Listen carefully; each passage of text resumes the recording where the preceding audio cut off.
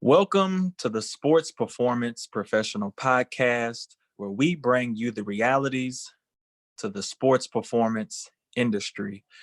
And today we'll be going over our second podcast, and I'm really excited about this episode. But first, I want to show you, if you want to sign up for our email list, you can go to athletic, holistic with an H, systems.com. That's athletic, holistic systems.com. And I'll show you how to get to the web page really quickly. So if you go to that podcast tab up in the right-hand corner and you click it, it'll take you right to the landing page, and you can see there's a microphone, and I talk a little bit about what the podcast does, and then you can sign up for the email list. So you type your first name, your last name, shoot your email in there, press join, and you will get an email confirmation that you were successfully signed up for the podcast or for our exclusive content.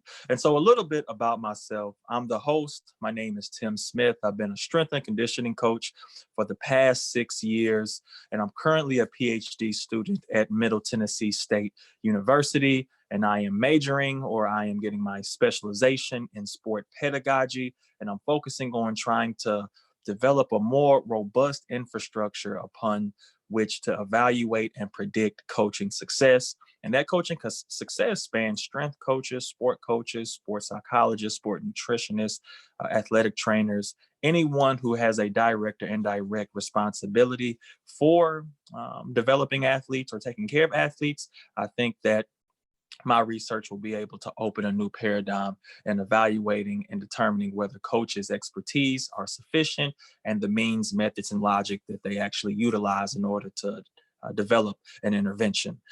But moving forward, let me switch over to the PowerPoint if you're watching visually.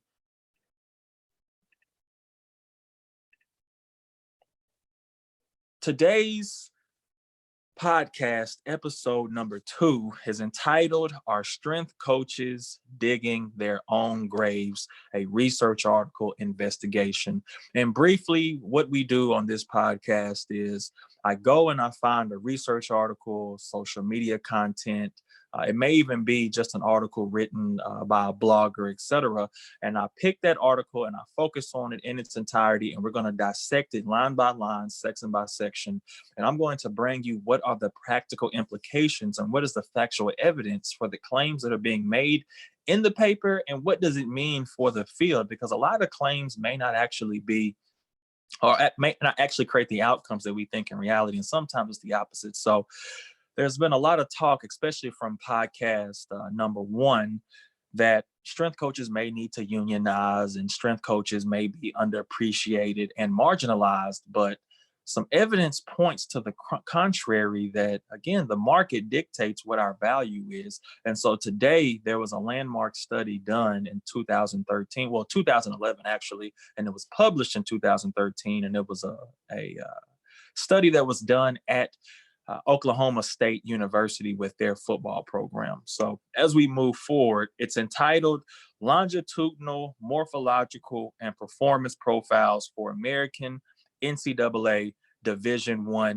Football Players." It sounds crazy, right? Morphological, you got some big words in there, but again, don't be steered away by that. We'll go over all those things as we kind of move forward. And so again, as I said, the study was done at Oklahoma State University with their football program.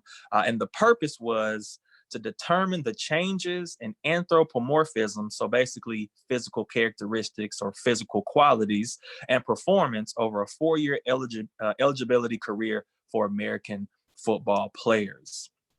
And so their sample size and data collection, and again, I'm just trying to give you the background before we really get into the details, is they had a total of 92 offensive and defensive linemen, and their evaluations basically over a 7-year period were included. And they had 64 skill position players, so in this case, wide receivers and defensive backs were included in the analysis as well. So they took their performance assessments, so let's say in different performance tests, so vertical jump, 40-yard dash, et cetera. And they took those and they included those from this population size over a 7-year period.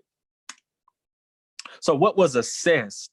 So the assessments of strength included 1 repetition maximum on bench press, 1 rep on the squat, a 1 rep max on the power clean. They did the NFL 225, or basically how many times can you bench press 225 pounds. So a repetition muscular endurance test. They also had power and speed measures, which were vertical jump and also the 40-yard sprint. So the results quickly, so all measures or all strength measures improved significantly over the years of training. So all strength measures, that's critical because that'll be what we'll talk about towards the end. Skilled players demonstrated a significant increase in power between years 1 and 2, but at no other time. Linemen did not demonstrate significant changes in vertical jump. Speed did not change significantly for either group over the 4 years of training. So we see that strength is improving from year 1 to year 4. We see that skilled players are demonstrating a significant increase in power from their freshman to their sophomore years. Linemen did not change their peak power or their general power as expressed in the vertical jump significantly at any point in time in school from freshman to senior year. And speed did not change significantly for either group over a 4-year period. So basically, they did not get faster, significantly speaking, statistically significantly speaking, over a 4-year period. And we'll talk about this later. So the conclusion that they drew from their study was these data provide a theoretical, predictable 4-year rate of change in anthropometric strength and power variables for Division I football players. By having a longitudinal assessment of expected physical improvement, it may be possible for strength training personnel to determine those who may need additional attention in an area to more closely improve as expected. Additionally, it is suggested that elite athletes may possess genetically superior attributes, and therefore, when selecting athletes, particular attention should be paid to the selection of those who have previously demonstrated superior speed and power. And this brings up the discussion of strength coaches would theoretically be heavily invested in player development. But on the contrary to, let's say, the conclusion of this study and various other studies in the literature, that more money and more value should be put into recruiting, as it just said by that bottom line. So let's move forward. And I will warn you, again, if you have a light stomach, if you get wheezy when you hear facts, when you hear what the reality actually is in the field, it's going to make you feel uncomfortable, and that's okay. But just know, it's about to get real up in here. So if you need to check in with your doctor, please do. But let's proceed forward. So starting with the introduction. Division I football athletes are met with sophisticated physical training protocols designed by professionals in the field of strength and conditioning. The focus and emphasis of physical capabilities has resulted in the construction of multi-million-dollar facilities and the hiring of experts, so in this case, strength coaches, nutritionists, psychologists, to develop individuals to their potential. Because sport is dependent on physical variables, training outside of sports-specific practices are dedicated to enhancing physical attributes deemed important in the sport. So we put a lot of emphasis, as I said previously, a lot of emphasis is being put on strength coaches, million-dollar facilities, having all this expert personnel to improve and help the athletes reach their genetic potential or their physical capacities. So I actually did a little background because they made a statement and I actually put millennial athlete in there, but they made a statement that the millennial athlete or athletes are stronger, bigger, and faster, and also more powerful than athletes of the past. And so I want to see if this claim is true. So I used NFL Savant, and I also used Pro Football Reference.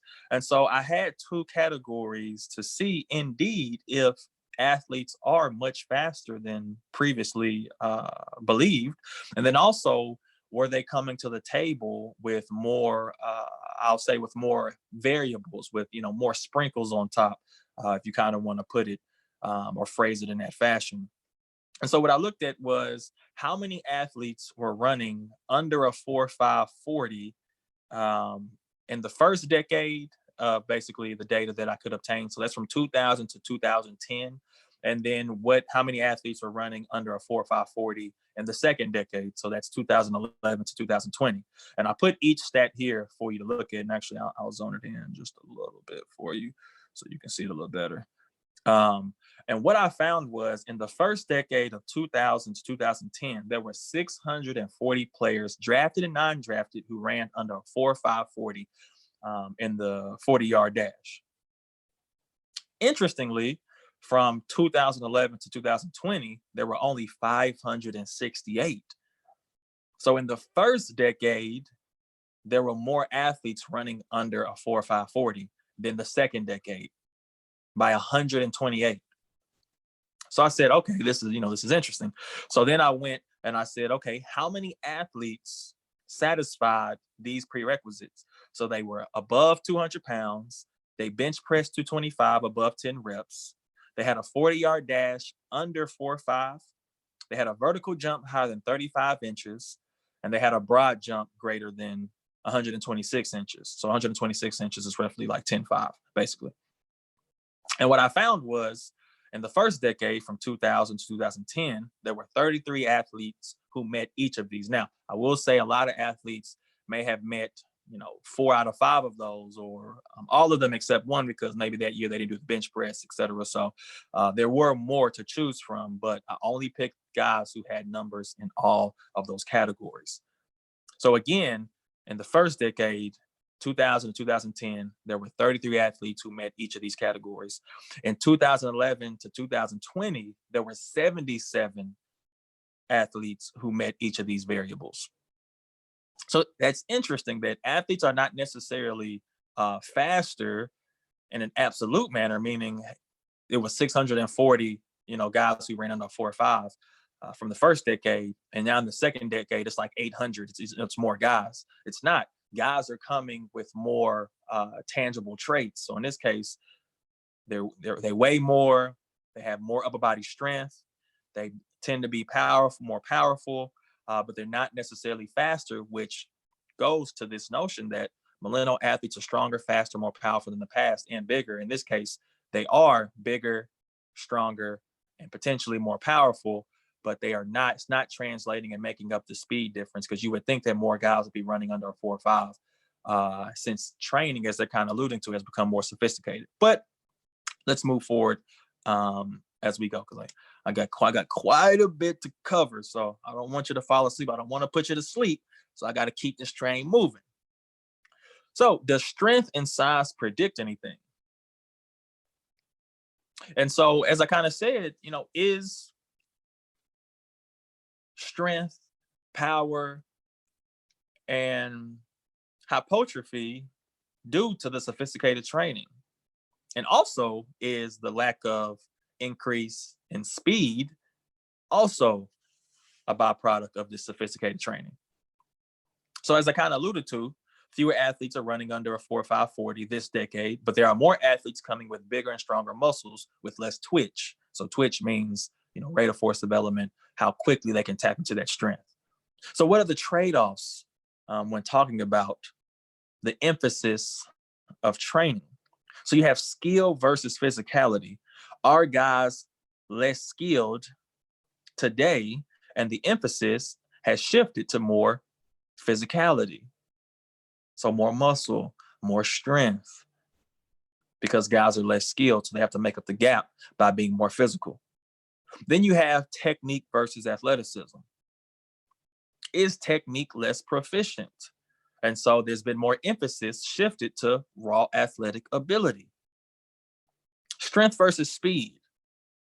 Because speed is retrograding, is strength becoming more emphasized?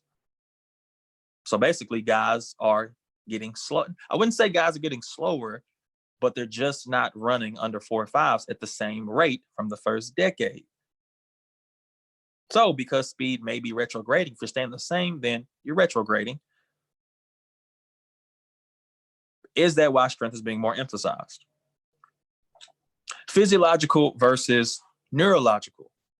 It appears the nervous system is not responding to the current paradigm of training collectively, i.e., These training programs are not making guys faster, as the claim that strength coaches make. And is this creating a shift to more hypertrophy? So if we're not making guys faster, we can at least make them bigger, can at least make them stronger. So with that said, I want to focus on really quick, a slight diatribe, just hold with me, slight diatribe. And I want to look at 4 studies to show if bigger and stronger is more predictive of on-field success, because quickly, if a bigger and stronger athlete translates to more on-field success and is predictive of that, then hey, we actually may be onto something. But if it's not, sorry to take a drink, we may be doing the wrong thing, and strength coaches may be marginalized for a reason. Let's move forward.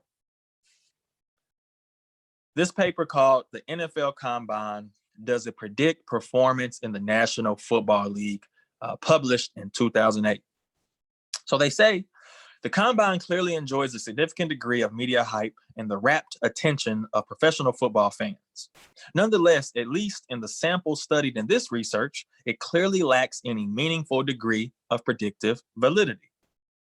One possible explanation for the relationship between overall Combine performance and NFL performance lies with the numerous prep courses and other learning materials that exist to assist athletes in prepping for the Combine. Of course, a key question is whether attending Combine preparation programs actually does improve an athlete's Combine performance. Other than the marketing claims made by the vendors themselves, there's no scientific evidence that their preparation improves Combine performance.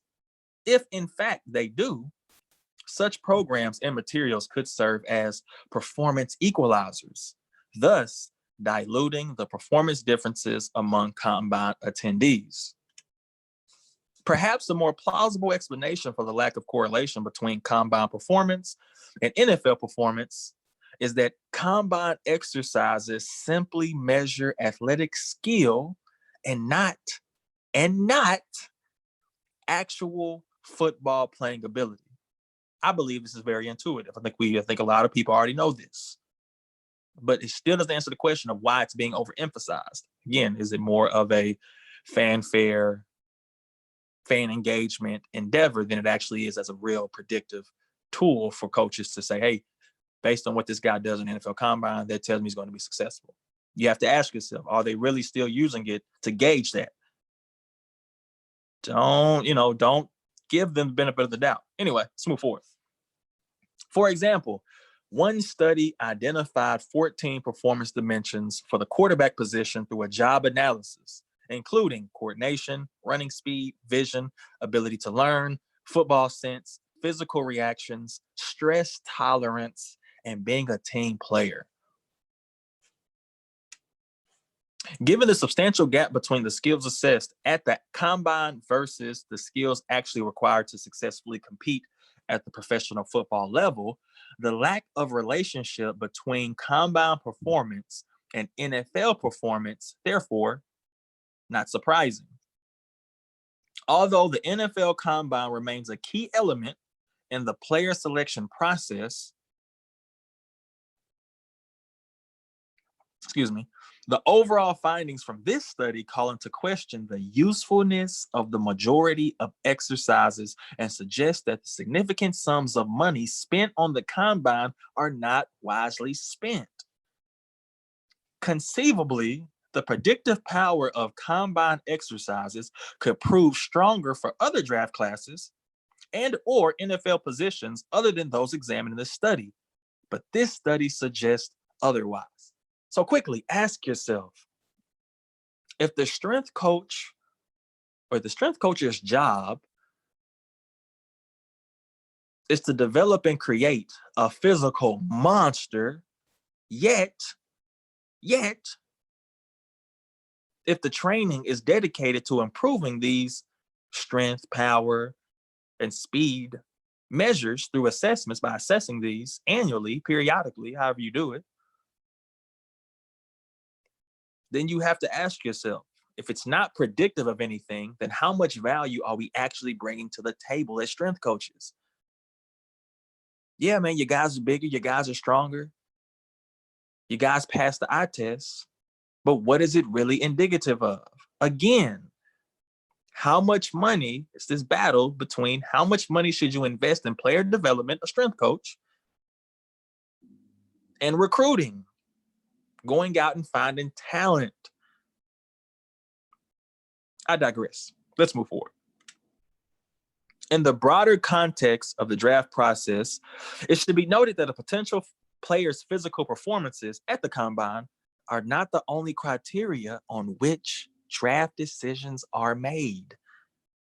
Hall of Fame San Francisco 49er coach Bill Walsh, for example, with the aid of assistant coaches and scouts, collected and analyzed game film as well as data gleaned from interviews with the players, coaches, and trainers. They also conducted the team's own interviews, intelligence tests, and personality tests. Walsh developed a comprehensive profile on players that would be given draft consideration by the 49ers.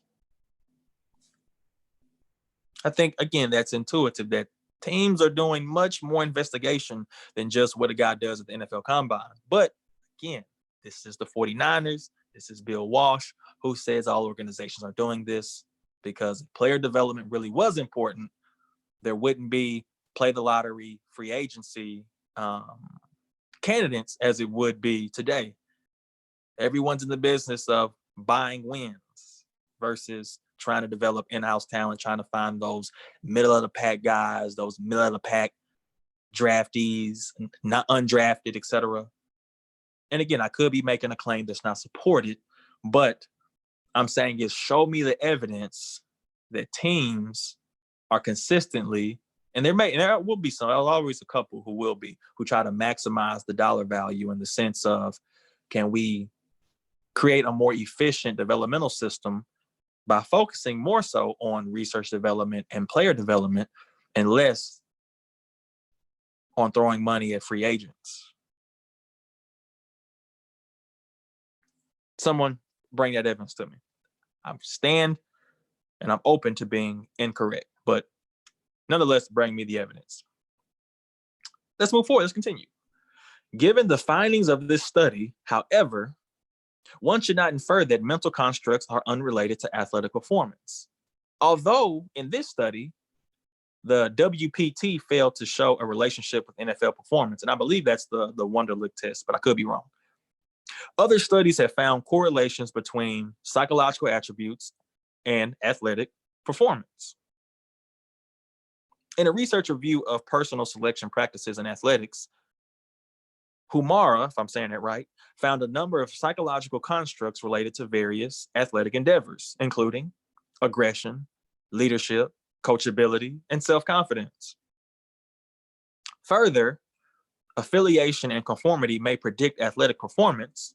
For instance, an athlete low in conformity and affiliation may not perform well in team sports or under an autocratic coach. On the basis of his review, Humara, if I'm saying that correctly again, concludes that in the selection of athletes, in addition to assessment of an athlete's past performance and biophysiological data, decision makers should make greater use of psychological assessments, including the athletic motivation inventory, the test of attentional and interpersonal style, and the profile of mood states. I mean, they're gonna reveal all your demons. If you're an athlete, they're getting deep into that closet of demons. So you better be careful. You better be careful. Anyway, another mental construct that has received considerable attention in the literature is anxiety and its relationship with athletic performance. A meta-analysis of the relationship among multiple forms of anxiety and athletic performance found self-confidence to be the strongest and most consistent predictor of performance. You hear that? The relationship among multiple forms of anxiety and athletic performance found self-confidence to be the strongest and most consistent predictor of performance. Hey, nothing else needs to be said there.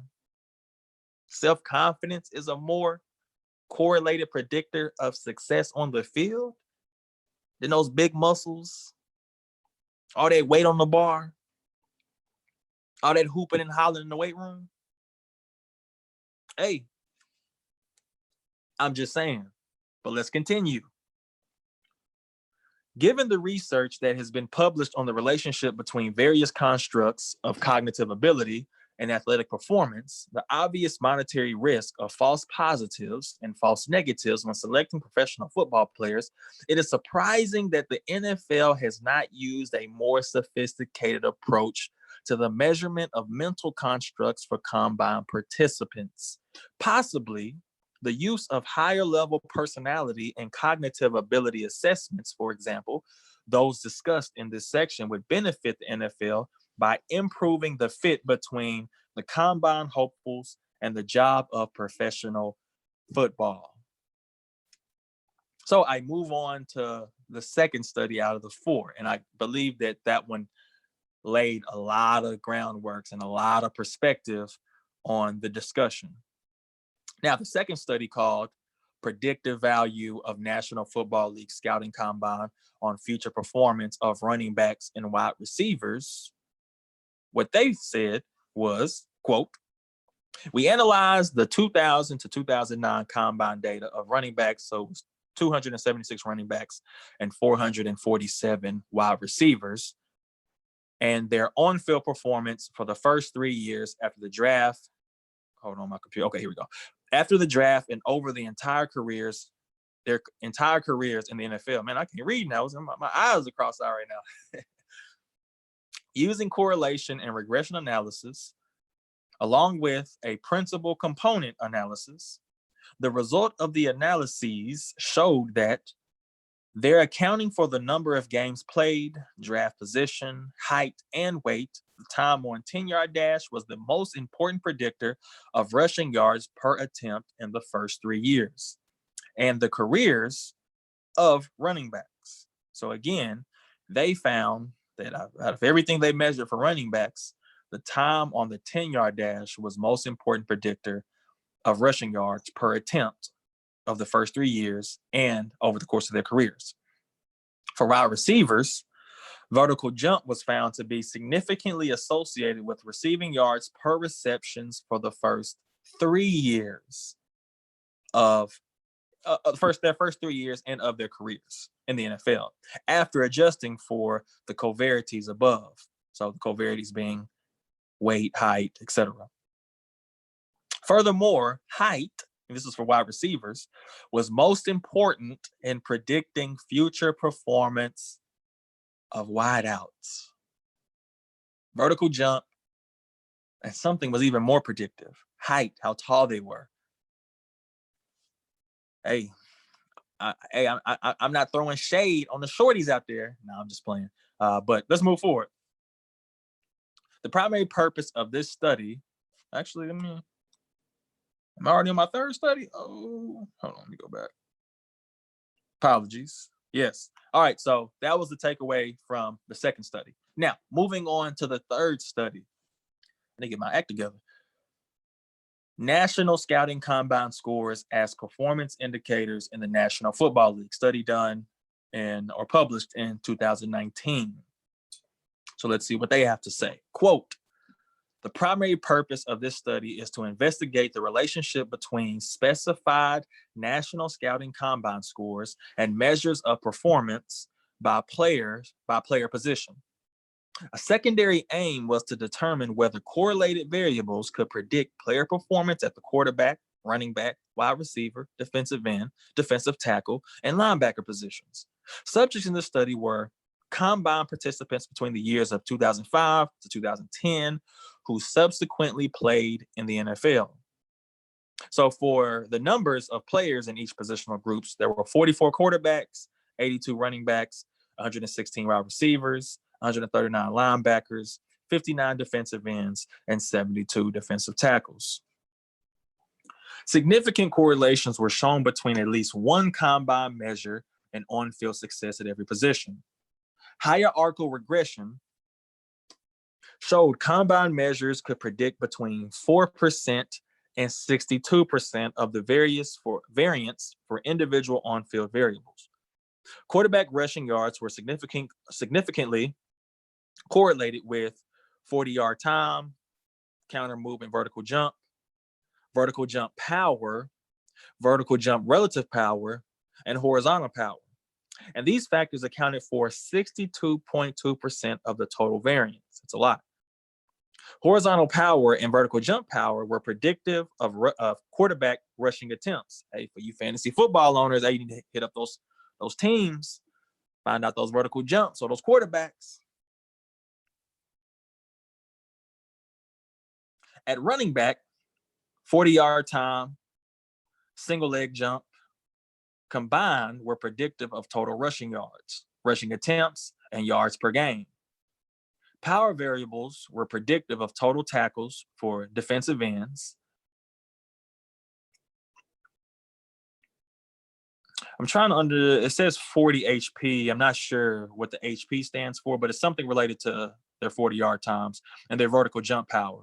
Accounted for a total of 21% of the variance. And this is talking about defensive ends. The current study suggests that combine tests are modest predictors of future performance. Should the NFL change the current NFL scouting combine testing battery, the addition of horizontal and vertical power measurements, as well as position-specific skill tests, are recommended. Now let's move to the final study before I get back to our original study. And this study is entitled, which was published in 2018, Performance of Future Elite Players at the NFL Football League Scouting Combine. And let me take a quick drink of water real quick.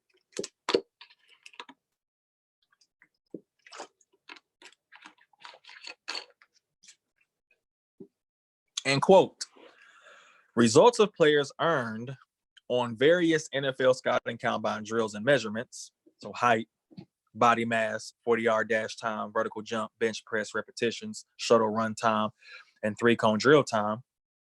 The position players play on the field, so looking at quarterbacks, running back, wide receivers, tight end, offensive line, defensive line, linebackers, defensive backs. And if players receive elite performance awards, so all pro selections and Pro Bowls in the future were collected. So they looked at combine drill and measurements, the positions the player played, and whether they received elite performance awards.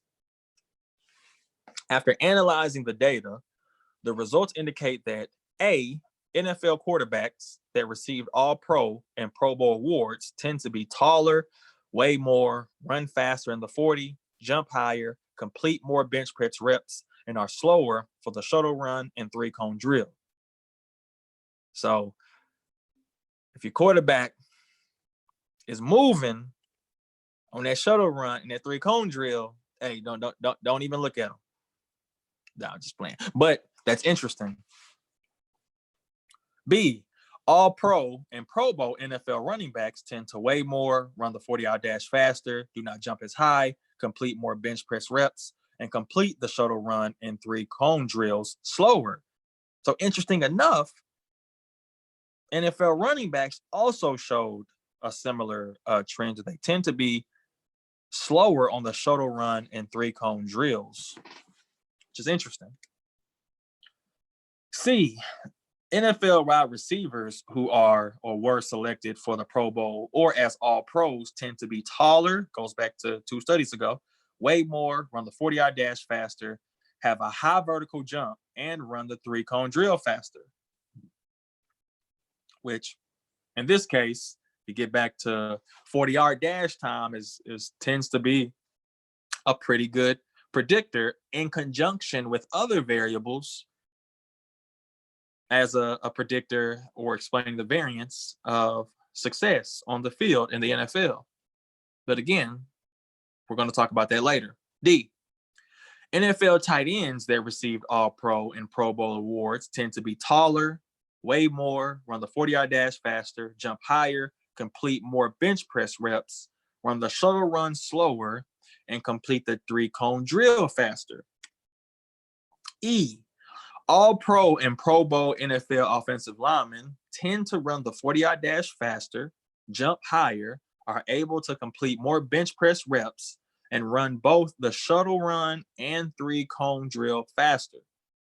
F, NFL defensive linemen who were selected as all pro and Pro Bowl players tend to be taller, weigh more, run the 40-yard dash faster, jump higher, complete more bench press reps, and run the three-cone drill faster, which again makes sense intuitively that offensive linemen and defensive linemen have basically same physical skill sets that they're performing well in. G, NFL linebackers who were named to the All-Pro and Pro Bowl teams tend to be taller, weigh more, run the 40-yard dash faster, jump higher, can complete more bench press reps, and run both the shuttle run and three-cone drill faster. NFL wide receivers that were selected for the Pro Bowl or as an All-Pro tend to weigh more, run the 40-yard dash faster, jump higher, can complete fewer bench press reps, and run the shuttle run slower, which is interesting. They tend to not have as much upper body strength. But again, we'll see that later on. They also run the shuttle run slower. Certified strength and conditioning specialists for college and professional teams will be able to use these results to help train and set performance goals for American football athletes with whom they work and train. Now, before I get back to the article, understand what he said at the bottom. So if we know what's predictive, what makes up this predictive recipe for each position group, yet, as we've kind of already established in the original article that I'm reviewing, that power and speed are not being changed dramatically over a 4-year period from freshman to senior year, yet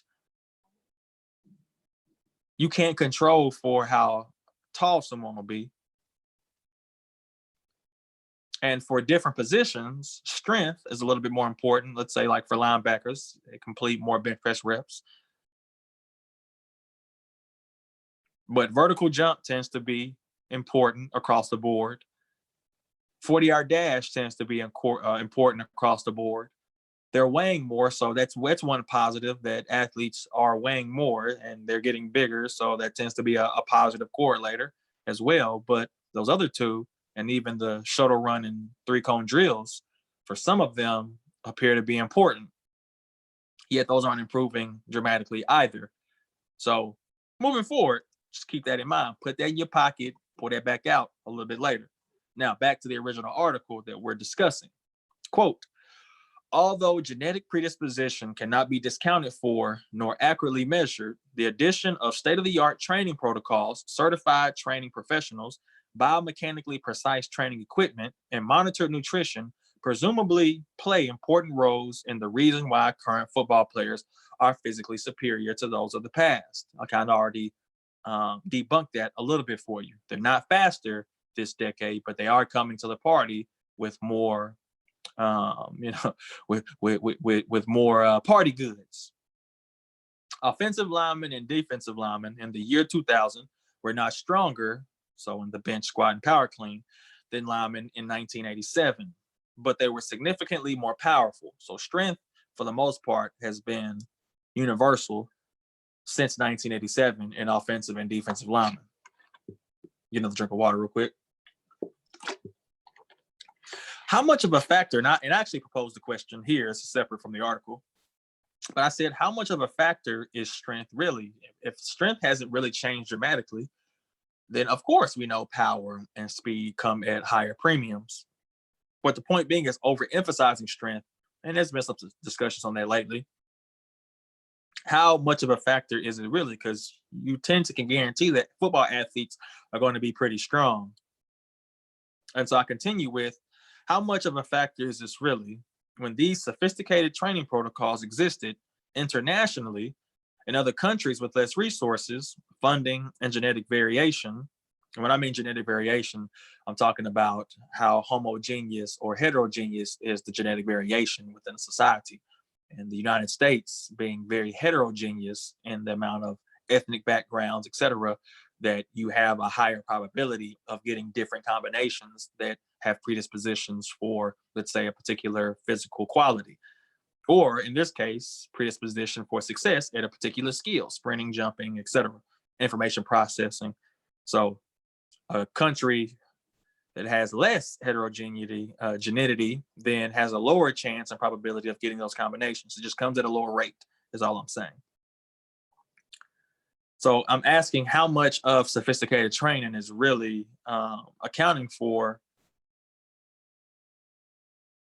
the improvement or how big and strong athletes are, when again, power training is not new, velocity-based training is not new, speed protocols are not new. They were developed in the 60s, sometimes earlier, first reported by the Soviet Union or the German Democratic Republic, etc. So what we're calling sophisticated is old news in other parts of the world. But let's move forward.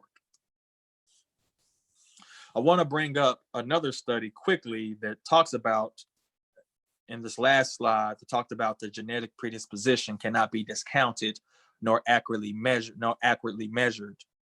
So in this study called The Training Process, Planning for Strength, Power Training in Track and Field, Part 1, Theoretical Aspects, published in 2015.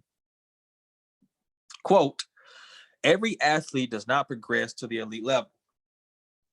There is no subtle substitute for innate talent, quote unquote, genetics.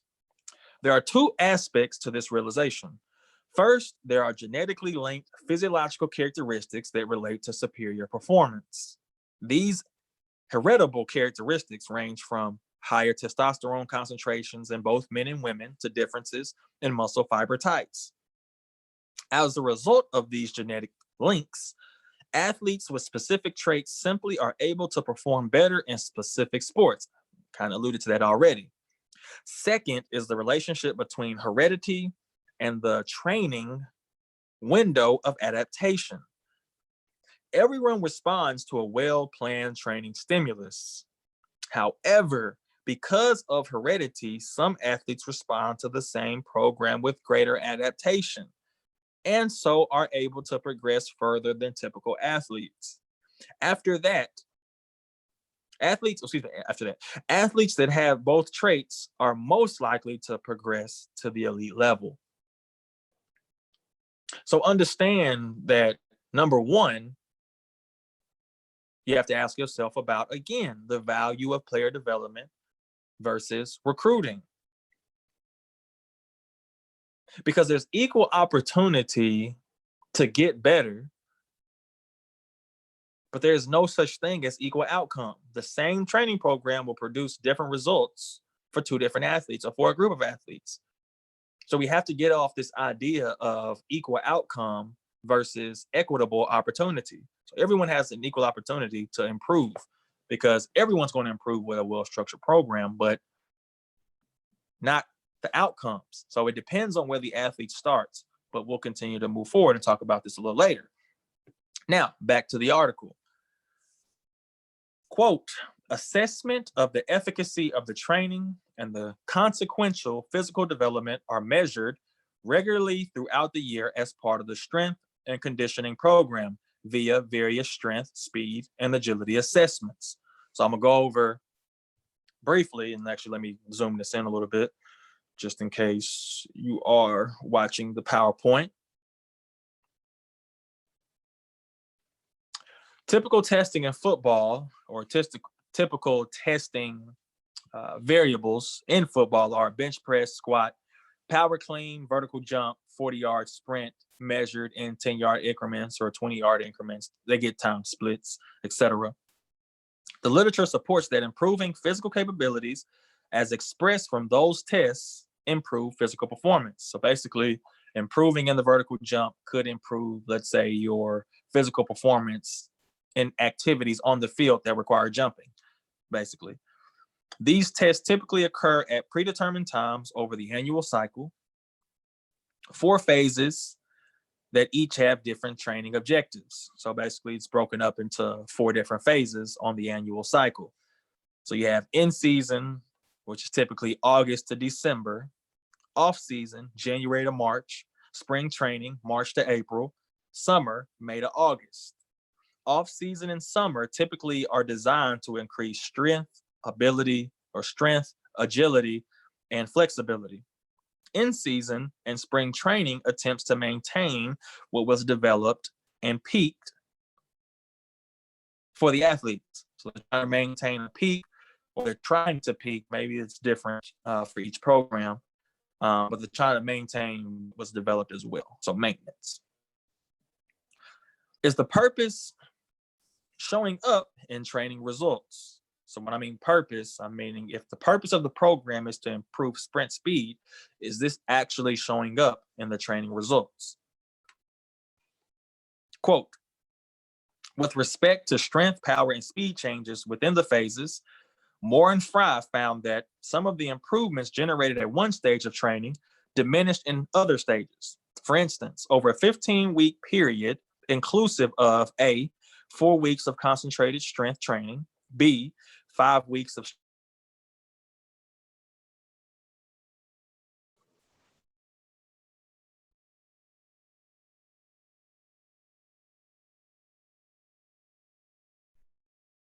Okay, sorry, I got logged out for a quick second, but hey, I'm not gonna let it break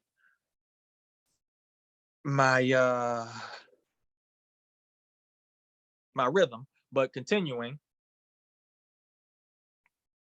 B, let me start over. For instance, over a 15-week period, inclusive of A, 4 weeks of concentrated strength training, B, 5 weeks of strength training and intense conditioning, and C, 30 days of spring training measures of squat, power clean, agility, and vertical jump increased after the initial 4 weeks of weight training, but sprint speed did not. However, all performance variables digressed to baseline after the end of spring training. So even a 15-week program, not even, but a 15-week program that was broken up into stages, and they had improvements, or their measurements were taken in different tests after the initial 4 weeks of weight training, but the sprint speed did not improve. And also all those measures returned back to baseline after spring training. So move forward. In one study, Stoughton and I'm not even gonna say this other guy's name, or the other the other researcher's name to not butcher it, examined the longitudinal effect of a college strength and conditioning program incorporating speed, strength, and agility drills over a 4-year period, and concluded that the greatest number of significant improvements occurred during the first year of training, with inconsistent improvements among the various tests between years 2 and 4. They found bench press to improve significantly over all 4 years in all groups. So this is another piece of evidence, another study finding that improvements are happening for the most part from freshman to sophomore years, and they become very stagnant after that. So is this a byproduct of sophisticated training?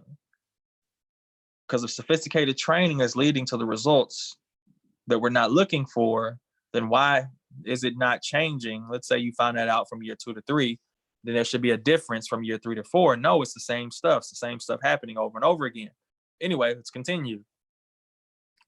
Most studies measure physical improvement in football players cross-sectionally, so basically specific points, a specific point in time,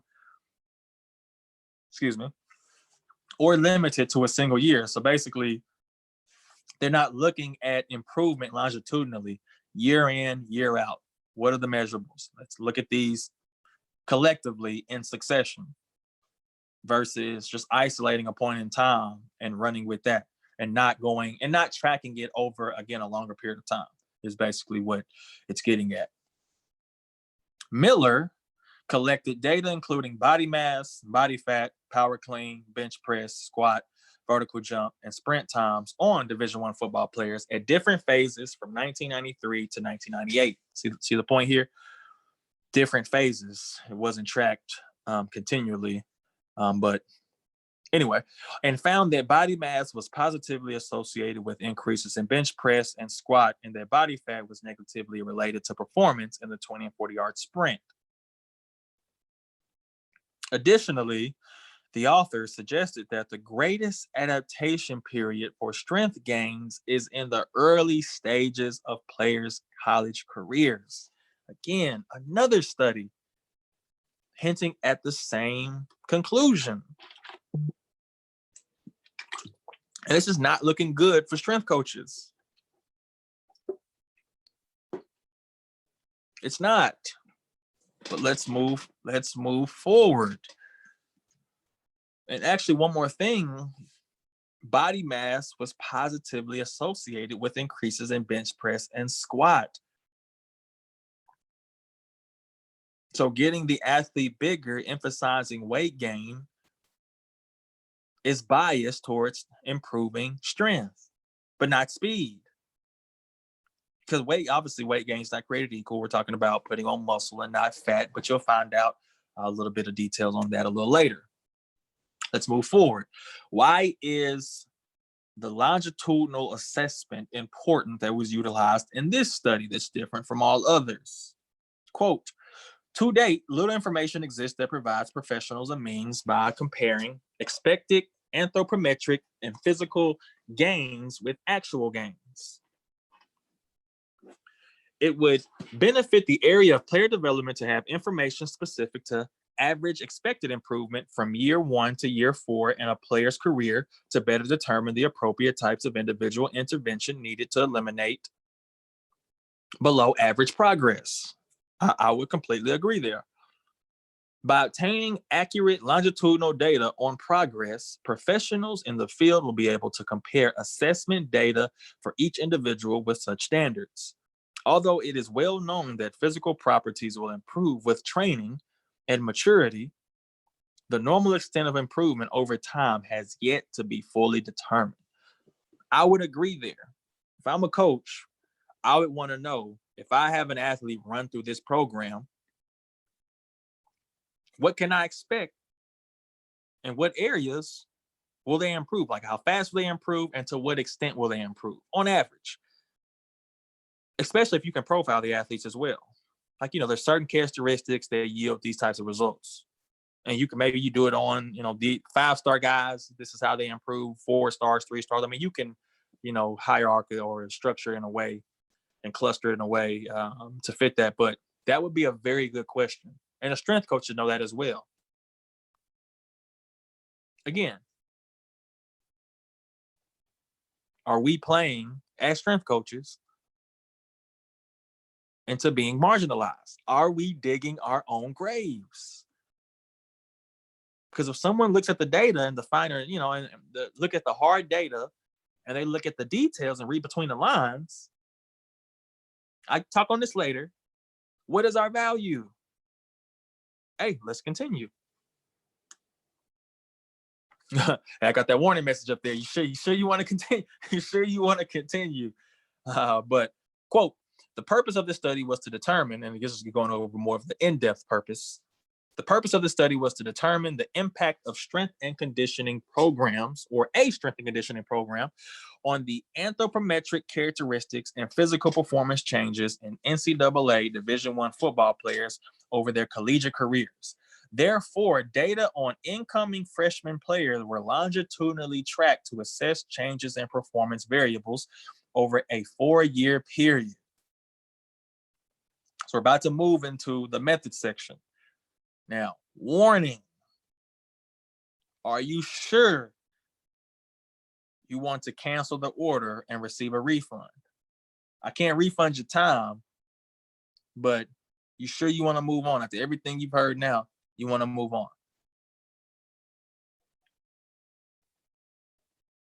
Let's go. Methods. Currently,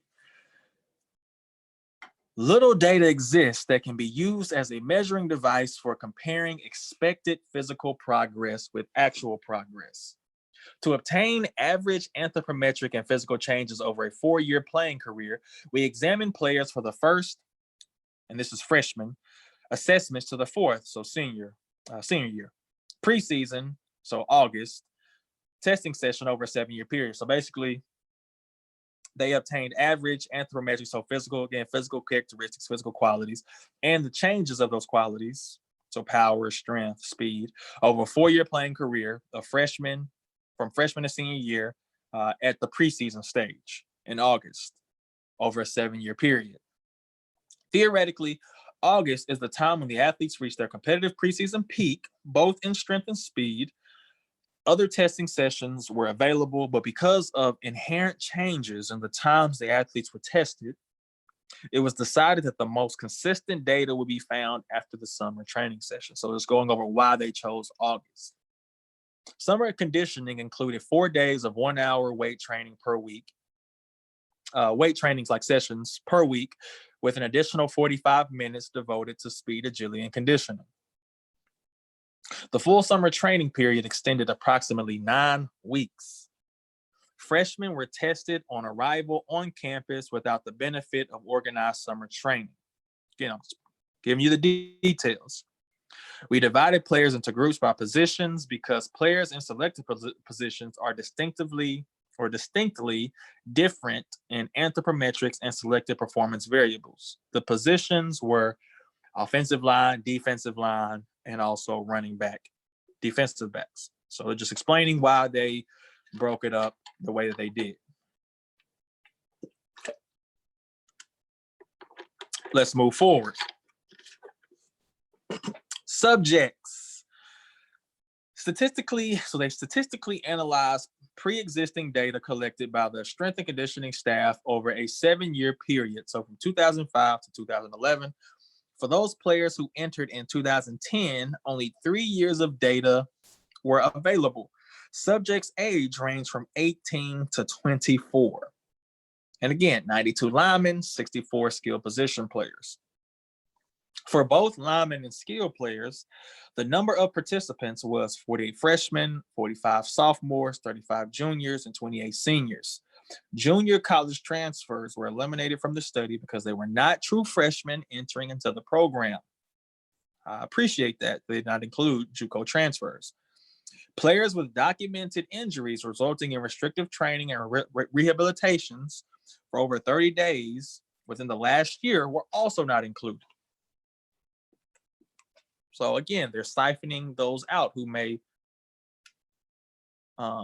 change the data.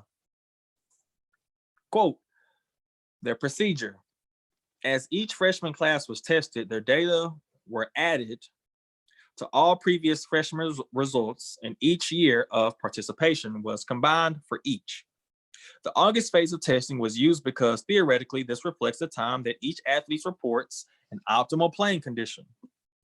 Additionally, because it has been suggested that some conditioning variables increase while some decrease depending on time of testing, we believed that greater accuracy would be had by eliminating the time-sensitive confounding variables.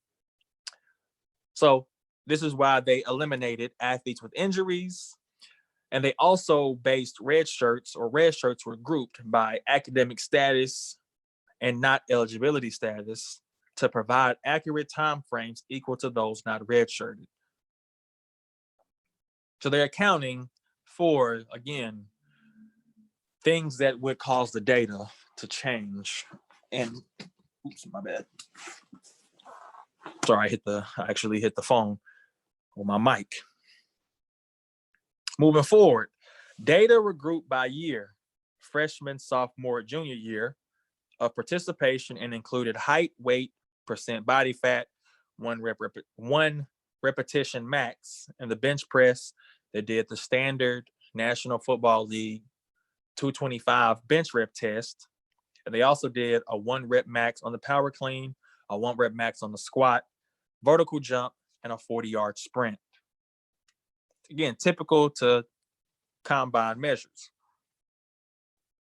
Strength training periodization was designed as a 6-week cycle beginning at the end of the football season, lasting to spring training. And again, they're going over the training program that was implemented by the strength staff. Season lasting to spring training. So winter, we went over the annual cycle, so that winter cycle. And in an 8-week cycle from the end of the regular academic year up to preseason practice in August.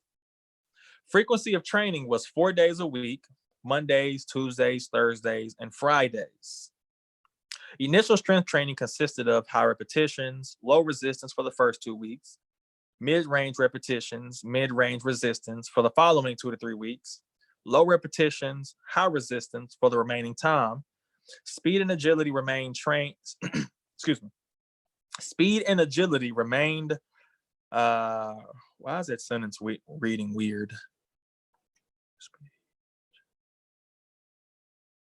Speed and agility training remained varied. I had the words out of order. Anyway, speed and agility training remained varied in activity, but changed minimally in frequency and duration during the cycle. Initial aerobic training was not highly emphasized, but increased as the cycle progressed. In-season weight training consisted of three days per week: Sunday, Tuesday, Thursday. Sundays were primarily a flush day with emphasis on high repetitions and low volume. Tuesdays included Olympic lifts and heavier weight. Thursdays included lighter weights with high repetition for core and upper body only. Body fat was measured using bod pod. Vertical jump was measured using vertec. Power and speed measures were measured on separate days than strength measures. The 40-yard dash was measured and assessed with athletic electronic timers. So I'm not going to talk about the program at all, but I just want you to make sure you're keeping what I'm saying about the training program in context. It's not telling you the exercises they did for the most part as far as exercise selection, but it's really giving you set rep scheme and what they potentially were doing. So just keep that in mind, because remember what the claims were in some of the other studies. For whatever reason, speed was not increasing. You have to consider that. Power was not increasing significantly. And thirdly, they also found, what was the other finding? Speed was increasing. Power was not increasing. I can't remember. If I remember it, I'll come back to it. But one of the studies found something else that's important from basically could be an inclination of the training programs. But moving forward, so there's statistical analysis really quick. So they used repeated measures, ANOVA, so analysis of variance to compare anthropometric and performance variables over time. So an ANOVA, or an analysis of variance, compares means across one or more variables that are based on repeated observations. It is a test to prove an assumed cause and effect relationship between the independent variables, if any, and the dependent variables. So they also use F ratios. So the F ratios were analyzed. And so an F ratio finds out if the means between two populations are significantly different, and it tells you if a group of variables are jointly significant. So a p-value less than 0.05 was used to determine statistical significance. And basically what this means is if you have a significant result, it means that your results likely did not happen by chance. If you don't have statistically significant results, you throw your test data out because it doesn't show anything. So they made sure that they had a p-value less than 0.05. And you have, I can't remember specifically, but I think it's 0.10, so less than 0.10, less than 0.05, and then less than 0.001, and 0.001 being the strongest correlation. So this is a good factor that they chose. They also use bivariate correlations to determine the existence of relationships between two different variables, X and Y. And so basically when I say X and Y, I'm talking about what are your variables for both your X and your Ys. In this case, your dependent or independent variables. Y being your dependent, X being your independent. It shows how much X will change when there's a change in Y. So again, this is their entire statistical analysis, and I just want to provide a little bit of background for that. Now, results. Excuse me. In general, Strength increased significantly over time for both linemen and skill positions. However, measures of maximum power and speed did not. Percent body fat decreased significantly in linemen, but not in skill positions. Primarily because first-year linemen tended to report over fat, whereas skill players reported in a lean condition. And this is the chart or the data that they presented. And you may not be able to see it super, because it's not as close online, but I want to just provide this so you can, if you do want to see it, you see the data. But I'm explaining, and I'll say it all verbally, of what this table actually found and what was significant and what was not significant. So looking at the results for the offensive and defensive linemen. Lineman body mass averaged, so lineman body mass averaged 128.7 kilograms the first year and increased progressively each year, with the fourth year players being significantly heavier than those in years 1 to 3. So freshman and junior year. No significant weight differences were noted among players from freshman to junior year. No significant changes in height were noted when comparing freshmen through their senior years. While weight increased slightly each year, the linemen became significantly leaner from freshman to sophomore year.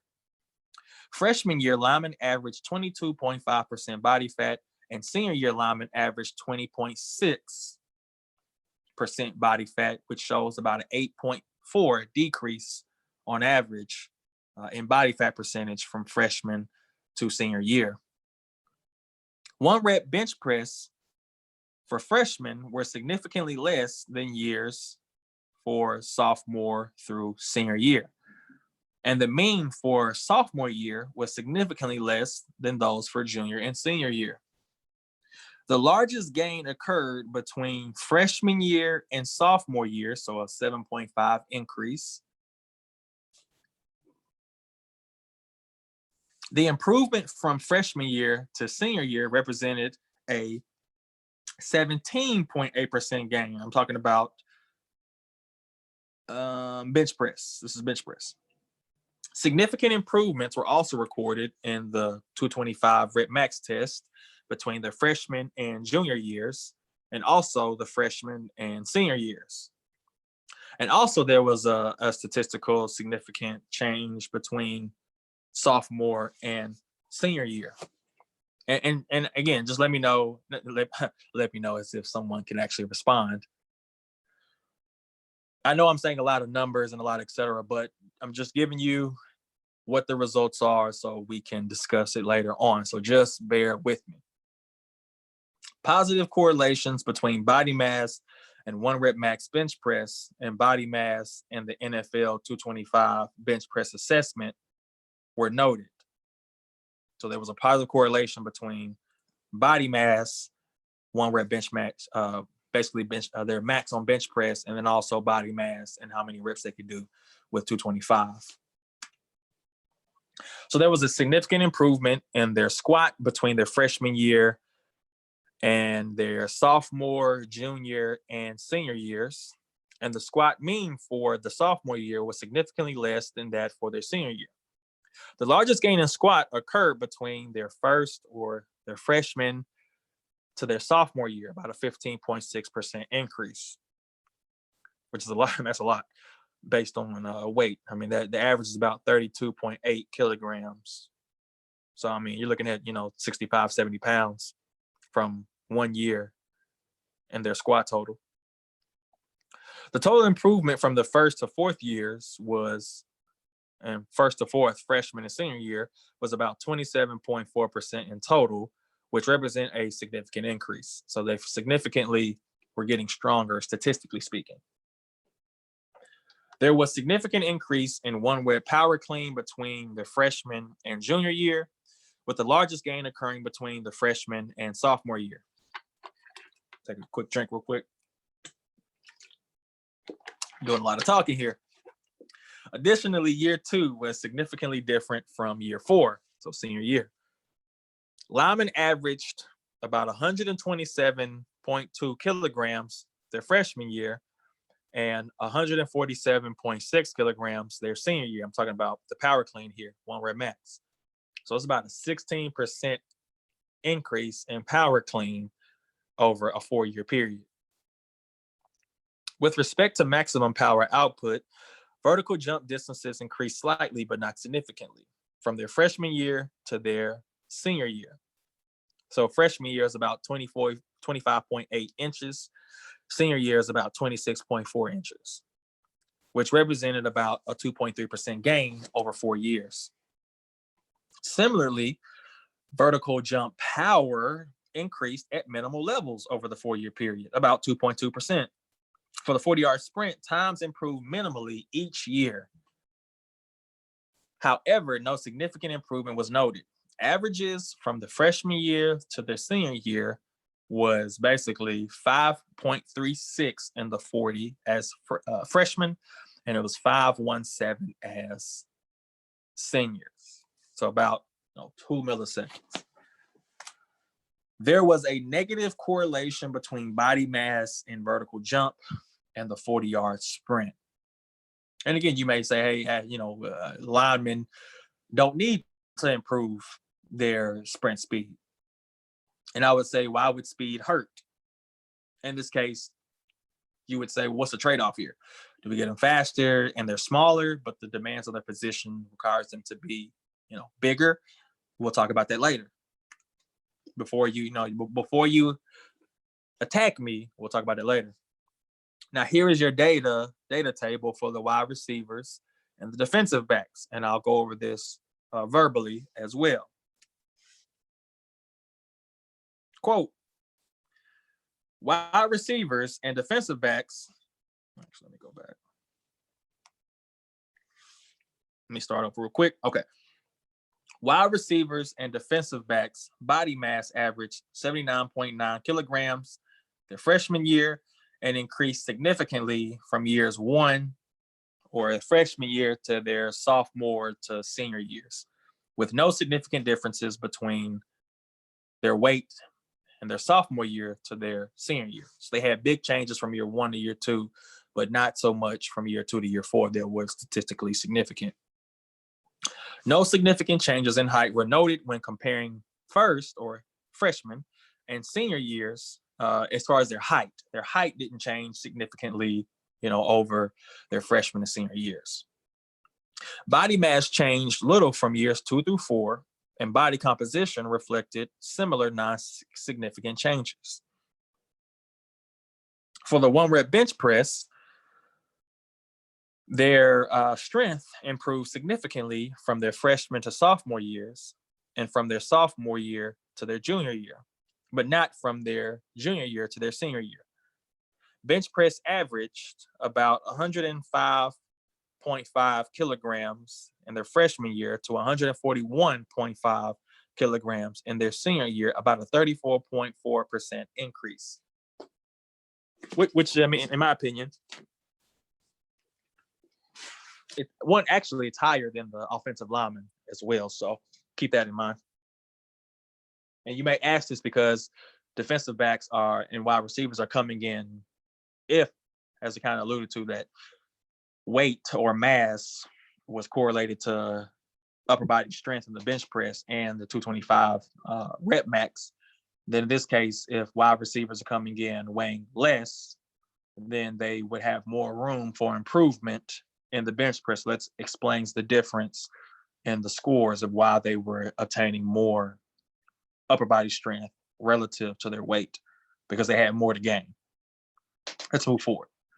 For the NFL 225 rep max test, significant improvements were seen from year 1 or freshman year to junior year, and from junior year to senior year, and between sophomore year and senior year.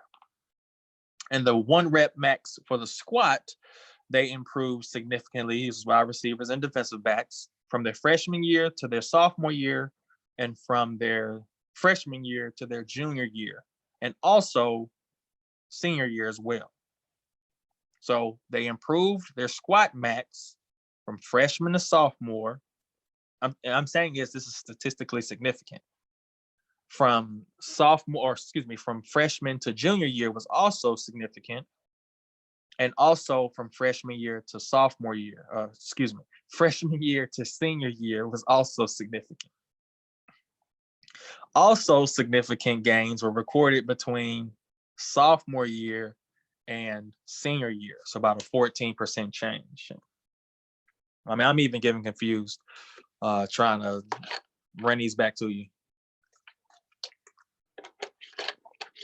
Significant improvement for the power clean was noted from year 1 to year 2, but not additional significant changes occurred. Continued improvement was noted from year 1 to year 4 with the total gain, this is the power clean, of about 26.5% in the power clean from their freshman to their senior years. Over the course of 4 years, vertical jump height increased from 32.7 inches to 35.07 inches.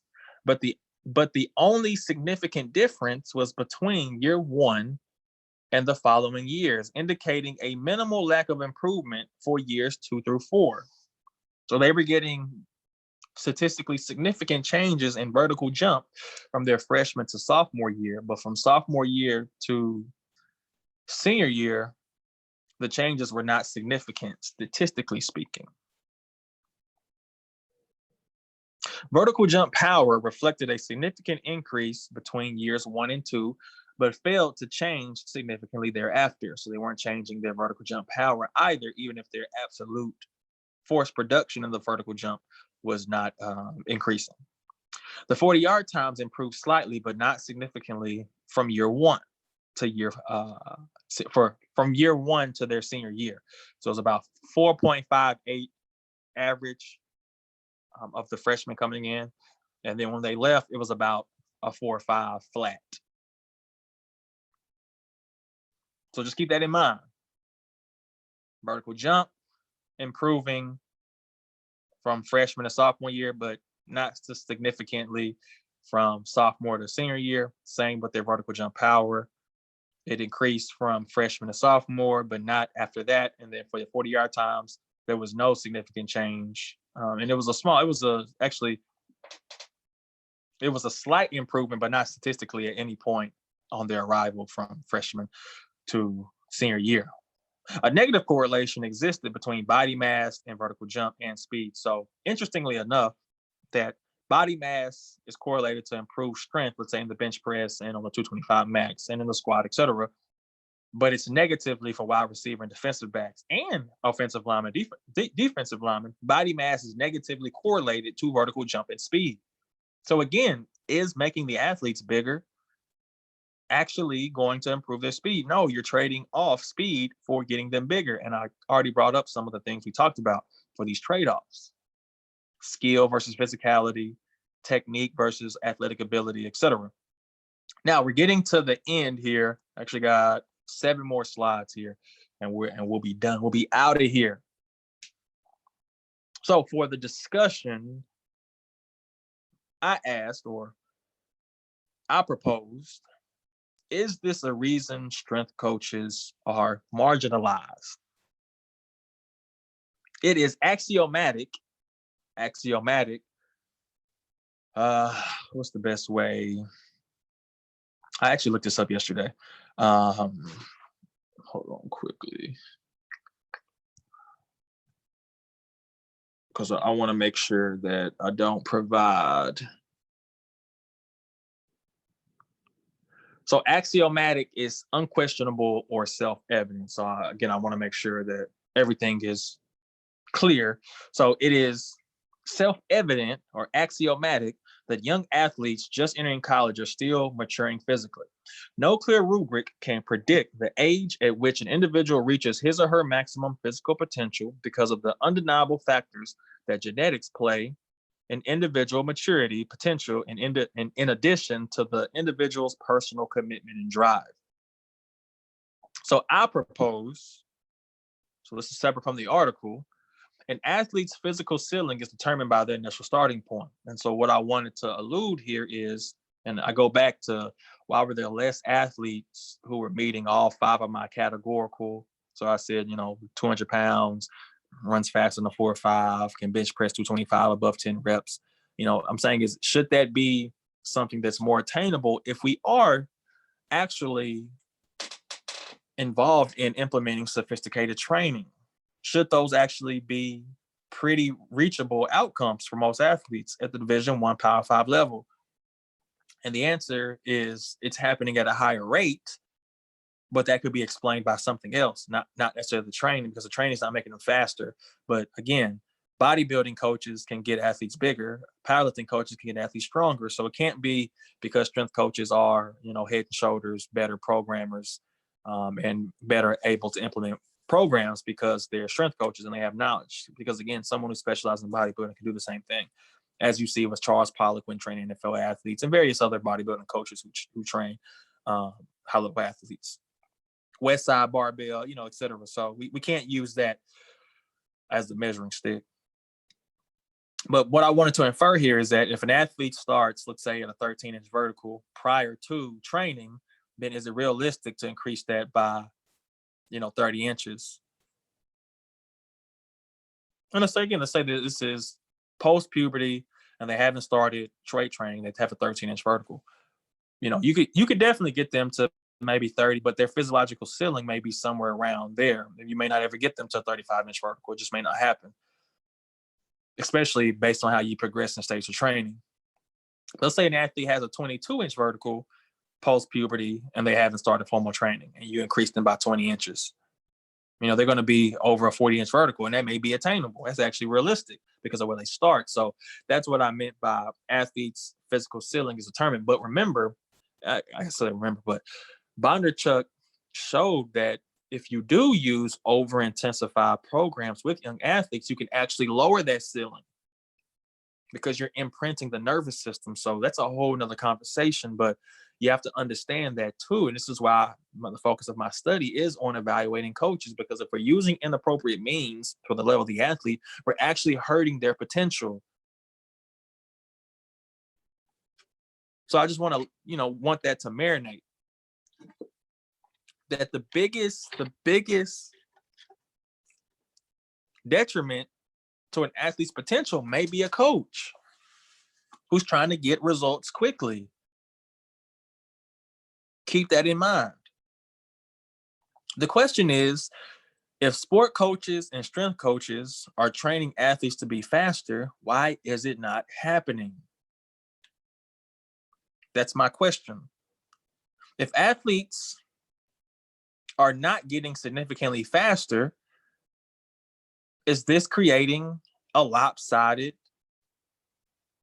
value between player development and recruiting?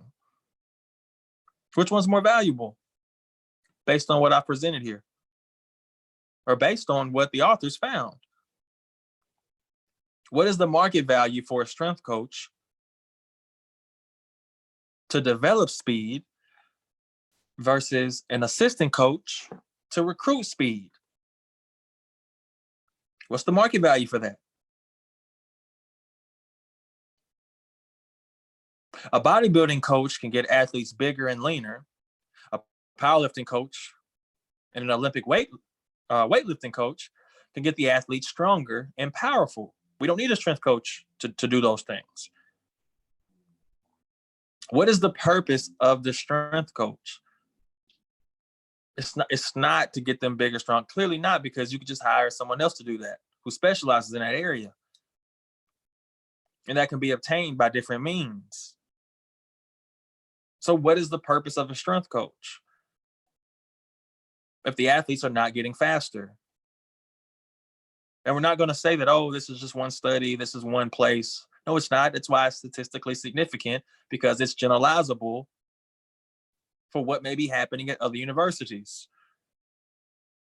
at other organizations, at other places.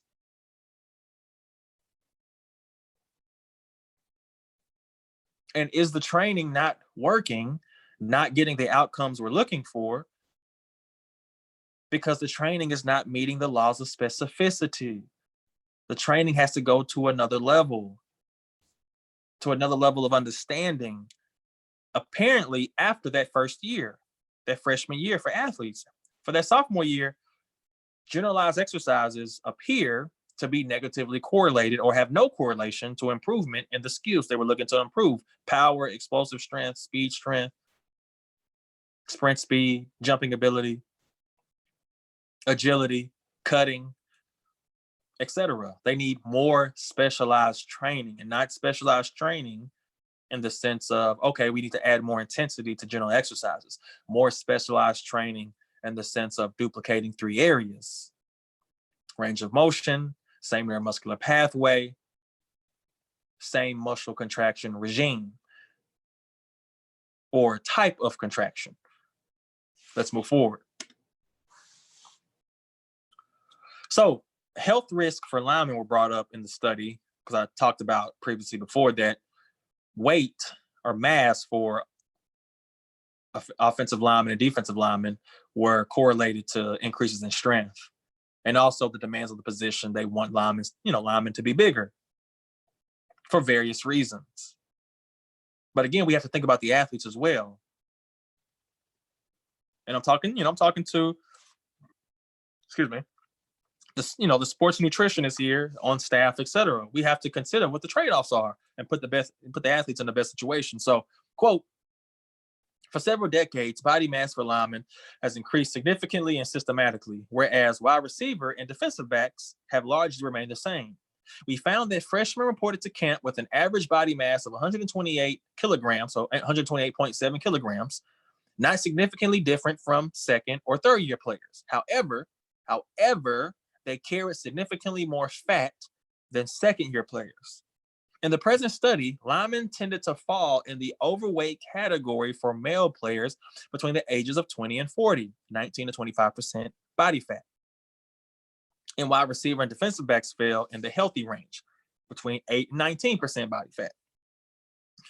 Similarly, Matthews and Wagner, in a 2005 study involving Division I football players, found that offensive linemen and defensive linemen averaged 27.6 and 22.1% body fat, respectively, concluding that offensive linemen were obese based on body fat more than 25%.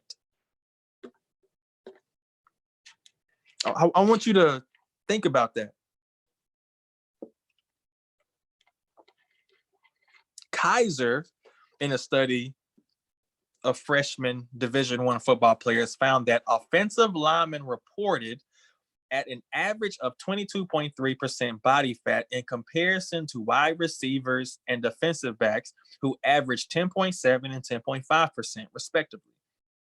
Another study by Noel found that Division I linemen averaged more than 25% for body fat, and that the fat was largely centered in the abdominal region, noting that abdominal fat carries strong relationship to ischemic heart disease, I'm saying that right, and stroke.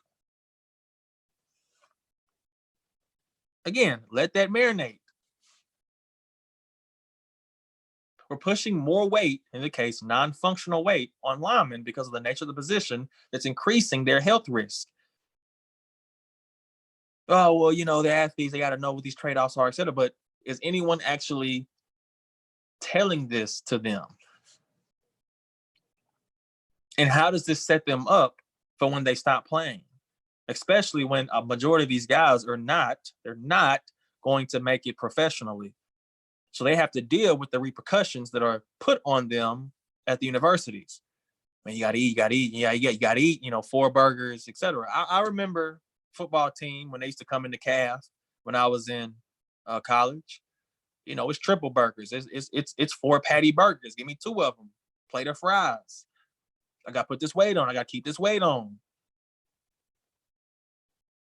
So you really got to ask yourself questions. But let's move forward. 2 studies found that Division I football players diagnosed with metabolic syndrome were all obese, making them more at risk for insulin resistance than leaner players.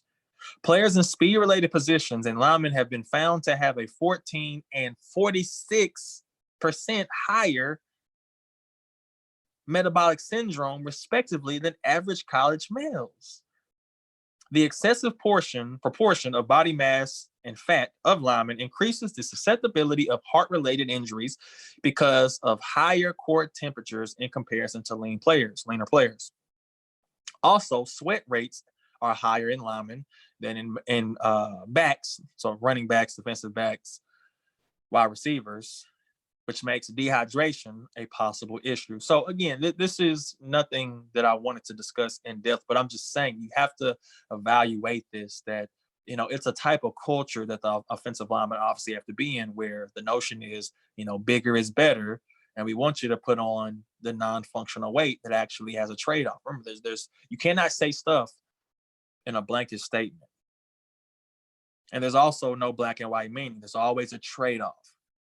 So again, athletes just need to understand that, and then they need to be supported in ways where what is the best for your health, but also the best for maximizing your potential on the field. And this is what all I'm saying is maybe a new age athlete or a new age offensive lineman is one that tries to reach that genetic capacity as far as muscle mass, and then they get to a fat mass that is more manageable.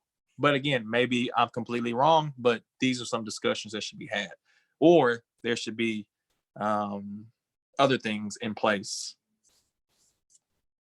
later on.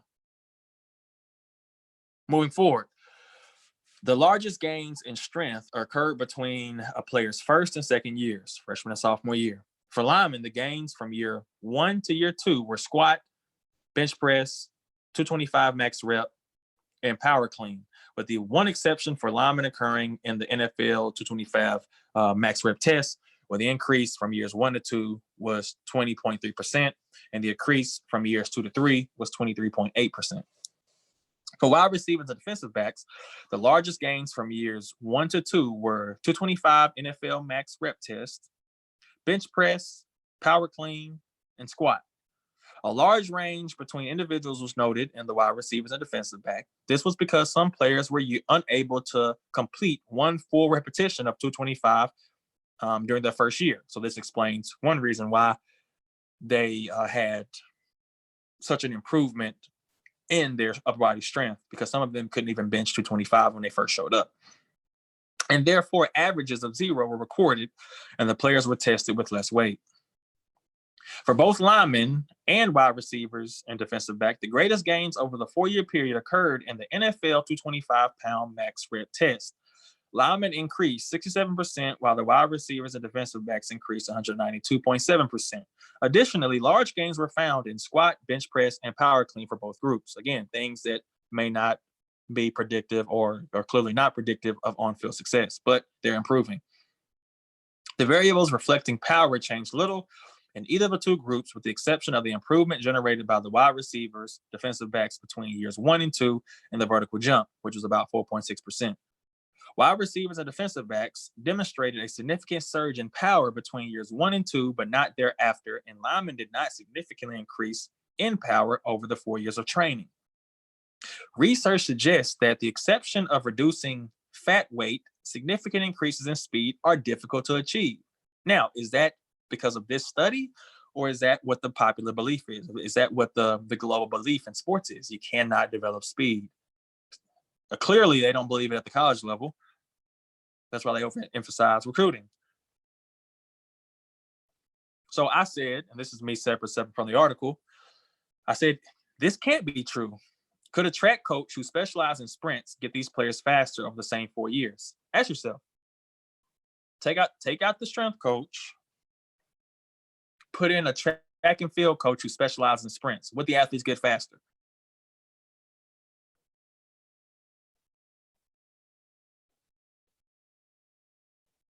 I'm just letting you think. Throw in a bodybuilding coach. Take a strength coach out, throw in the bodybuilding coach. But the athletes get bigger. Put Louis Simmons in there. Will they all get faster? Not faster. Will they all get stronger?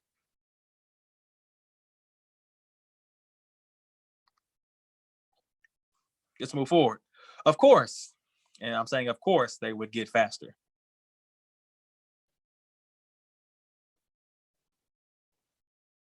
because we see that sprinters get faster over 4-year Olympic cycles all the time. So I'm saying is, what a track and field coach, under the conditions and the constraints of practices, etc., would they be increasing their speed? I would say the probability would probably be yes. Now, would it be statistically significant? That would be interesting. Let's continue. Back to the article. These data suggest that speed cannot be significantly improved in elite athletes over 4 years of training. In the present study, speed improvement in linemen was only 2.7%, and in wide receivers and defensive backs was 1.7%.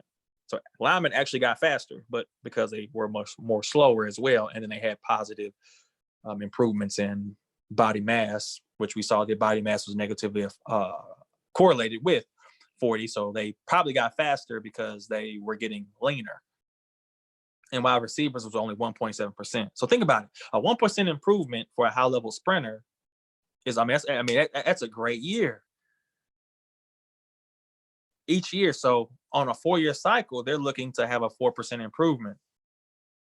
In a team sport athlete, that was 1.7. Is that realistic for a team sport athlete? Maybe so. I don't know. But in my opinion, we have to test the laws of specificity and see if we still get the same outcome, because it may not be.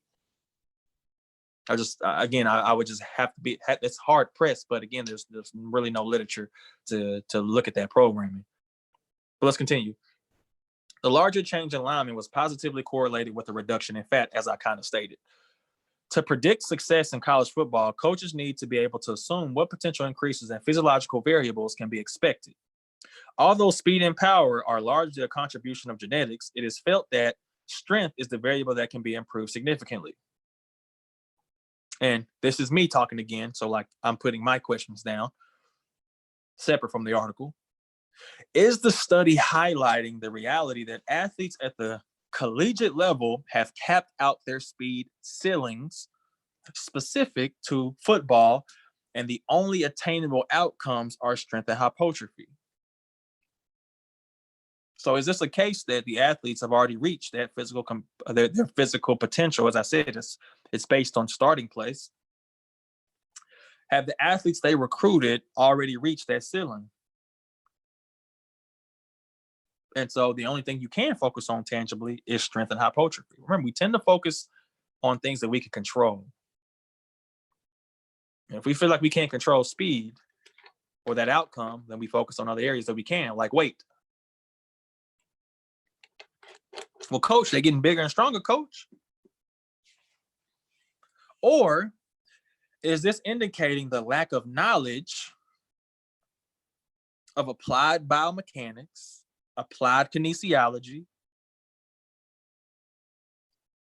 and specialized training in the sports performance industry, even at the Power 5 level?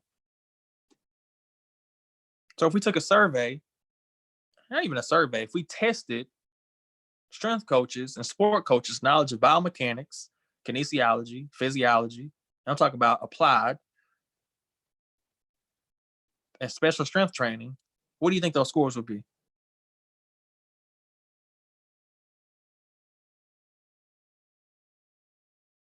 So this is what I'm referring to.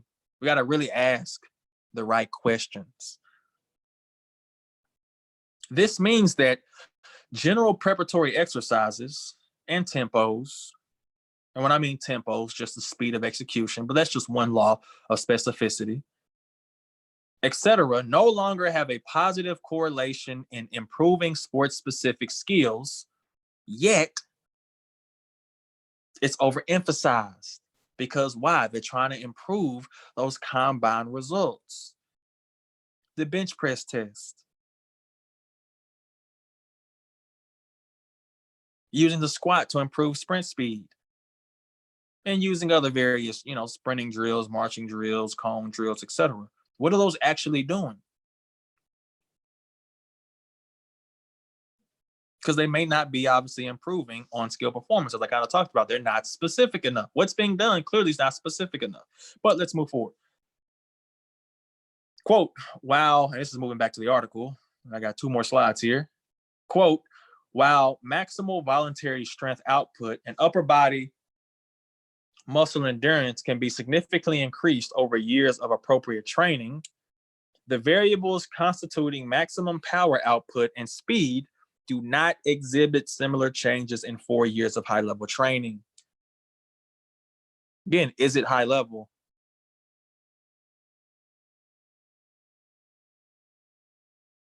Is it high level? It's not getting the result we're looking for. It is noteworthy to mention that recruited players should already possess superior power and speed because these variables are particularly difficult to positively alter in 4 years of training at the college level.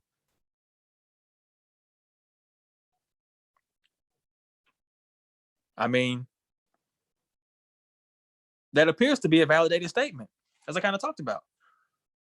Recruited players should already possess superior power and speed.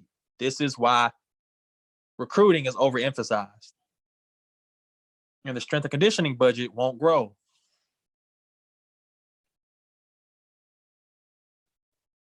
Is this why strength coaches are marginalized? I want you to think about that. Because if we want that to change, we have to change the way we're approaching this problem. And if a coach feels confident that, hey, I can spread this money a little bit more efficiently because I know I have a staff that will develop the speed I need for my offensive system or whatever, the athletes will be developed in a manner that I don't have to go out and compete and be competitive with bigger schools with bigger budgets who may, be offering a little bit more than we can. So are we able to take and maximize athletes with less talent initially, but who have great potential for growth and development? And even the 5 stars, they'll have good potential for growth and development. But I'm just saying is, if he knows, man, yeah, by sophomore year, we're looking good, they can plan accordingly. But if they don't know what they're getting, then they got to make sure they go out and get the guys who are the fastest. And that may, be sacrificing a complete team. So just keep that in mind. When we're talking about should strength coaches unionize or should strength coaches, are strength coaches marginalized? Do we want more respect, etc.? Well, you got to prove it. Got to prove your worth first. So my ending thoughts to kind of end this. What does a strength coach really account for that is separate from a bodybuilding coach, an Olympic weightlifting coach, a powerlifting coach, a track and field coach? Or is a strength coach just one of these with a different name? If the sports performance realm instinctively believes that speed can't be developed, then our strength coaches are part of recruiting edges. Meaning that a strength coach is really a part of the recruiting process as far as marketing. We have these resources, we have this new facility, we have a strength coach who will cater to you, we have nutritionists. So it's more so of a marketing tactic than it actually is about providing some type of developmental value. She's just a part of recruiting and marketing and not anything tangible that they actually believe will make a difference on the field other than presence and leadership and motivation. How much is that stuff worth? Clearly not what we think it is, because there wouldn't be discussion over more pay, more rights, unionization. Can strength coaches justify more respect, more pay, etc.? Until the field can prove that they can get athletes faster, consistently, and more powerful, the truth is strength coaches aren't worth all the hype. Anyone can get novices faster. Would Yuri Verkhoshansky change the results of this study if he were the strength coach?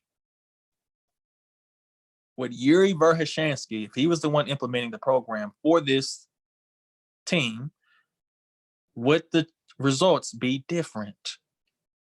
If the answer is yes, we need to reevaluate the current paradigm. And this is the focus of my studies. Lastly, it's not that it's not possible, contrary to what the article suggested, that speed cannot be positively improved over a 4-year period with elite training. Training's not elite, can't be. Because if it was, we wouldn't be getting the result we're looking at. It appears the individuals who are in charge of planning, programming, implementing, evaluating, analyzing, developing, creating, simply are not asking the right questions. Because in order to ask the right questions, which is a skill, you have to have the right perspective and the right understanding. What's important?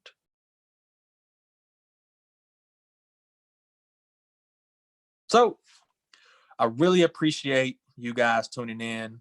Actually, let me pull this back up for you. So again, I really appreciate everybody tuning in. You can sign up for our emailing list at athleticholisticsystems.com. And that's holistic with an H. And I'll have it pulled up on the screen here for you. Just scroll down and sign up for the email list.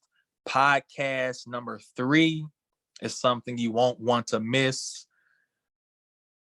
Actually, really quick, I wanna pull it up for you just really quick so that I kind of tease you a little bit about what's coming up next.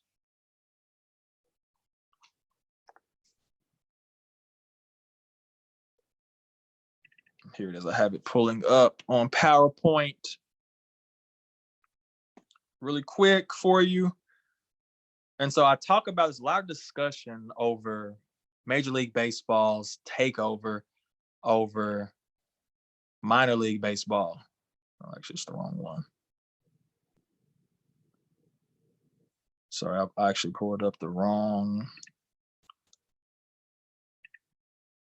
article. Here it is. All right, so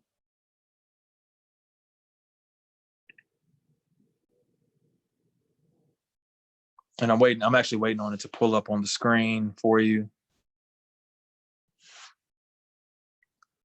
But as it pulls up, there's a lot of talk over minor league baseball being taken over by Major League Baseball. And so I entitled the next podcast and the presentation called Major League Baseball, Minor League Baseball 2021 and Beyond. The road to hell is paved with good intentions, passionate outcomes versus dispassionate analysis. Oh, actually, I know what's happening here. This is why it's not pulling up. Let me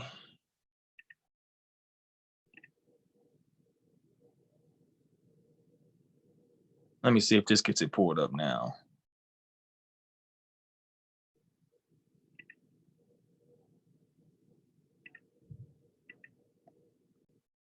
Anyway, moving forward. So passionate outcomes versus dispassionate analysis.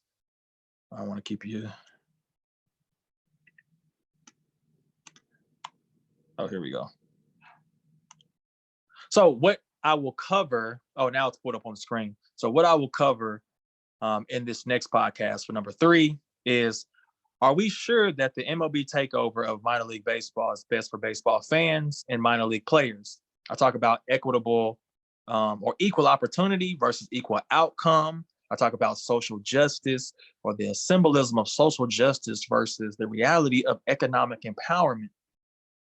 I discuss the data and the facts versus symbolism and belief. And it will focus on those facts, the historical context, and the trade-offs that Major League Baseball taking over minor league baseball will have on the future of baseball. And I present a warning message that, again, I will be talking about some things that may, make people feel uncomfortable, because, again, I'm about transparency and what the facts actually say. And so I will provide the historical context of player baseball agreements between minor league baseball and Major League Baseball in the past, so creating some context. I will discuss the Save America's Pastime Act passed in 2018 as lobbied by both minor league baseball and Major League Baseball in 2018. I would discuss the major leagues, I would discuss the Major League Players Association, so the union, and implications for players under their first contracts. I would discuss the Major League Baseball's control of minor league baseball. And this would have happened anyway, despite COVID-19, because the PBA was actually expiring in 2020. So this may have happened anyway, despite COVID-19. I'll discuss the minor leaguers' class action lawsuit that was filed. I'll talk about why minor league teams have fan bases that are over 50% women. And you may not have known that minor league teams, women are some of their most, or some of are a bigger percentage of their fan bases, which is interesting. Hey, women love baseball. What they say, women love the long ball. And lastly, is Major League Baseball the reason young baseball players are not becoming old baseball fans? So that's what you can tune into for podcast 3. Again, I really appreciate you guys staying, tuning in, listen. If you have any feedback, let me know. Sign up to the email list, write me an email. And I'm really excited about coming with this third one. Again, thank you for tuning in.